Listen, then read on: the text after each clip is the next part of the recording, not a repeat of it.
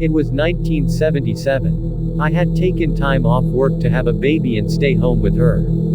But I still needed an income, so my mother had hired my younger sister and me to do the dirty, back-breaking work in her shop while she took care of her first infant granddaughter. My sister and I were working at our mom's antique store one summer day. Mom had just gotten a truckload of European oak furniture that needed to be cleaned and polished, have the handles screwed on and so forth. A nice-looking young man came into the store and started talking to my sister, who was 17 at the time. He introduced himself as Ted Smith, and we laughed and said we must be related as Mom's maiden name was Smith also. He chatted both of us up, but focused on Sis for the most part. He purchased an armoire, but said he'd have to go get his truck, since at the moment he was driving his VW Bug, an old VW Bug. He then asked my sister and me if we wanted to go out to dinner that night with him. We were sweaty and dirty from work, I had a baby to care for, and Sis already had a boyfriend, so we said, thanks, but no thanks, Ted.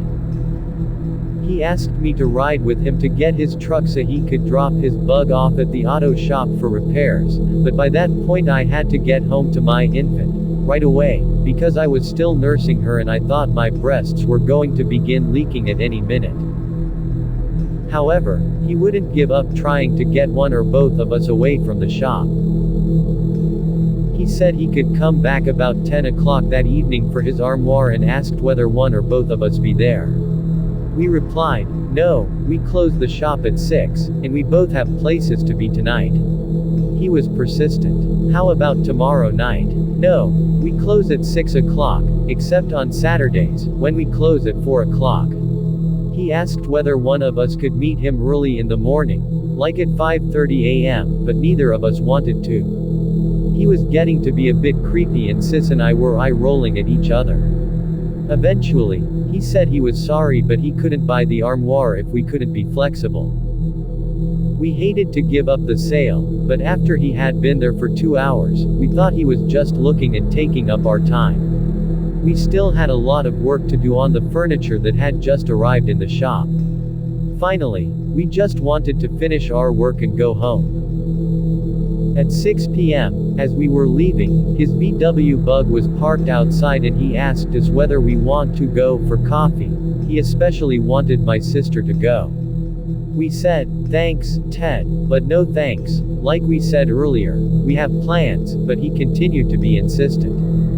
Finally I said, Sis, let's go, I'll take you home. Even though she had her car there, for some reason I didn't want to leave her to drive home alone with this guy around. So he drove off in his Bug and we really didn't think of it again.